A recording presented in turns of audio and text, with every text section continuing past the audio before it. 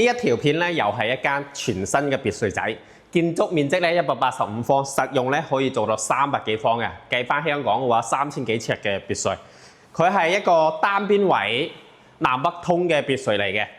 呢度係我哋客廳、後花園啦。呢個後花園嘅話，計埋咧都有60-70個方嘅，你可以種花啊，搞下其他嘢啊，都係好舒服嘅。佢係單邊位嘅，我哋隔離過去咧都係一個自己個花園嚟嘅，一直連通到我哋後面入門口個位置。呢個裝修咧就比較簡單啲嘅，即係點講咧？呢啲比較適合嗰啲荷包冇咁厚，買個別墅仔玩下度下假嗰啲朋友嚟嘅。咁啊，如果話想追求豪華啲靚啲，呢個一定唔啱你噶啦。咁啊，我哋每個別墅咧一定有佢個人群嘅，所以咧。啱嘅就繼續睇落去，唔啱嘅可以劃走嘅。呢個就係櫃一，呢啲全部做好晒㗎啦，用天然氣嘅，放得落去一個大冰箱。廚房我個人覺得夠大㗎啦。呢度平時食飯嘅位置啦，地面咧做咗3層，下邊有個負1層地樓嚟嘅。咁我哋睇呢邊先，呢個係雜物間，雜物間過嚟咧係一個洗手間嚟嘅。1樓咧做咗一個長者房，我哋轉頭再睇。呢度咧就係我哋平時翻屋企嘅位置，即係打開門翻屋企。呢度前花園嚟嘅，前花園連通到我哋後花園，係有側邊嘅。咁啊，別墅個外觀咧就係望過去嗰個顏色嘅，有少少新中式嘅感覺。地面咧就3層嘅，有天台露台咁樣嘅感覺。OK， 我哋入翻嚟。呢個位置咧都係屬於三鄉嘅別墅，呢個位置唔會受於浸嘅，因為佢比較高坡嘅位置。有個長者房。咁1樓上咧大致係咁樣，1樓啊，如果話有啲需要補充啊，嗰個咩我哋再咩咯。咁呢個位置咧都預留咗個電梯位俾大家，即係後期你有需要裝電梯嘅話，呢個位置都可以實現嘅。我哋而家睇下呢個地庫，即係地樓啦。佢係比較簡單，裝咗下算數啦，就冇話做得有幾突出。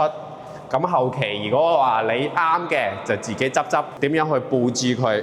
呢個位置真係大到有回音啊！可以聽到呢個回音真係砰砰聲嘅，空間好闊嘅，高度咧又足夠高。一直到呢邊，你直接可以喺自己地下負1層做一個乒乓健身。哇！真係誇張到幾闊，就係從嗰邊望過嚟個感覺，真係幾闊嘅。你可以用嘅，真係可以想象到，唔知點樣用，太大啦。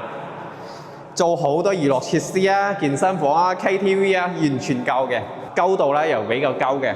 咁啊，負1層我哋就唔過多介紹啦，因為比較簡單，因為佢整體個裝修都係比較簡單嘅。即係比較適合一啲普通人買個別墅仔玩下咁。如果追求一啲高質素、高裝修嘅話，呢度就未必啱嘅，真係。蘿蔔青菜各有所愛咯，睇翻人群。咁你話喺三鄉200零萬買個別墅玩下，哦呢啲咁就 OK 啦。因為佢係200零萬帶裝修，市面上啲別墅通常都100零200萬，呢個200零萬帶埋裝修，咁啊求其執。改翻自己中意嘅佈置下，基本就可以入住啦。比較簡單少少，即係有啲朋友咧又唔想裝修，又想買別墅，又好價錢唔使咁貴嘅，就呢啲。先睇呢間啦，呢間房我覺得 OK 嘅。呢間房我就個人覺得咧可以做主人房比較適合嘅，有衣帽間。呢邊咧望過去咧就係小區花園嘅位置，自己嘅園林花園。因為我哋冇打開門窗落雨啊，呢個透間嚟嘅。呢間咧就係一個客房啦，書房又得，隨你中意。呢間咯，呢間都係透間嚟嘅。我哋冇開燈呢度，所以咧光線有啲唔同。因為今日落雨啊，今日落雨，出邊咧有個露台，個露台咧你可以洗衣服、晾衣服啊，都 OK， 都唔細噶啦。OK。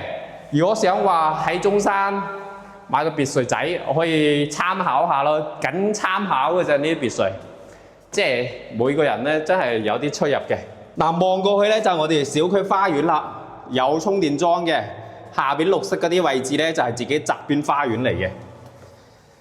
我哋已經3樓啦，3樓咧就做咗3間房，但係呢個別墅咧就缺點係咩咧？呢個透間，其他嗰啲都唔係透間嚟嘅，洗手間喺裡面。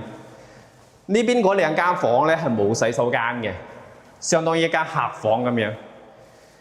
有個露台仔啊，燒烤、種花，或者晾衣服、擺下雜物 ，OK 嘅。呢間房都幾大嘅。咁啊，呢個別墅咧就冇咩優點嘅。第一就價錢平，第二咧就係做咗簡單嘅裝修，即係咧你接受得到嘅就睇下咯，接受唔到就係咁咯。呢個別墅啱先我哋大致睇咗下呢間別墅具體情況，咁我哋做翻一個簡單嘅總結。呢個別墅咧位於我哋中山三鄉，即係萬象郡對面呢個位置嘅。咁啊，相對嚟講咧，別墅咧就基本上咧就係適合一啲使費冇咁大，裝修冇咩要求嗰啲人，因為佢嘅裝修咧相對嚟講真係比較簡單嘅，批灰做咗地磚咁樣。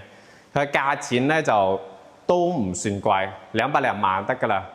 實用嘅話做到大概係3500尺，即係300幾方啦。有大廚房，可以用到地上3層，地下有個大嘅地牢。咁相對嚟講就基本上就咁樣啦。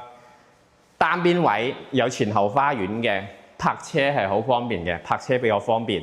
咁啊，如果話唔想使費咁大嘅，呢間可以作為一個參考，但唔係話主要嘅。你當然你覺得呢個啱嘅，幫我傾下啲咩價，咁都可以冇問題嘅。